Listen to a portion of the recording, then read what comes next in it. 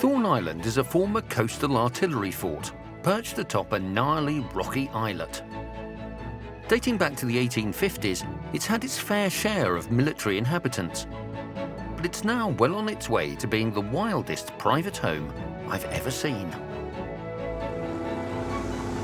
It's slightly frightening. It's actually a really calm day today, but it's still, the waves are just crashing against the side of that. Tell you what, you have to be pretty committed to this house. So about 6 years ago, I saw Thorn was for sale on the internet and was blown away by the place. And I've been working on renovating it ever since. And what a job that is. With no running water, no electricity, and no heating, Mike had to start from scratch.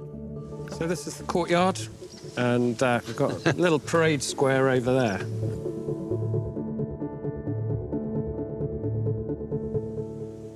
So this whole thing was built in 2 years. There's over 1,000 men involved in the construction, and everything that's, got up here has been carried by someone. I sort of look at it a bit like Stonehenge. You think, how on earth did they do that? But like a military man, I'm keen to inspect the living quarters inside the fort, just to check that everything is, well, shipshape. So this is the dining room. It's probably the everything room, isn't it? I mean, it's huge. You've got, what's that? That's your desk there? Sitting room, dining room. Great, though, isn't it? Look at the vaulting in that ceiling.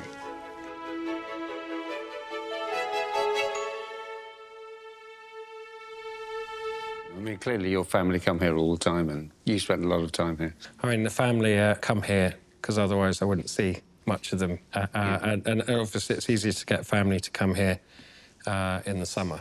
And how many people can you accommodate? I think we've got 40 beds here. 40? Well, it's partly because of the dormitory. When your kids come, they have a choice of 40 beds to choose from. They'll sleep in all of them. You spend a lot of time in this room, I'm thinking. Yeah, it's quite pleasant now. The humidity has dropped massively. If you come here 3 years ago, the sofas would be covered in mushrooms, and I think previous owners have interfered with the Victorians' venting systems, and it's all covered in layers and layers of gloss paint. But how have you solved that? We've sandblasted all the brickwork. We put new windows in.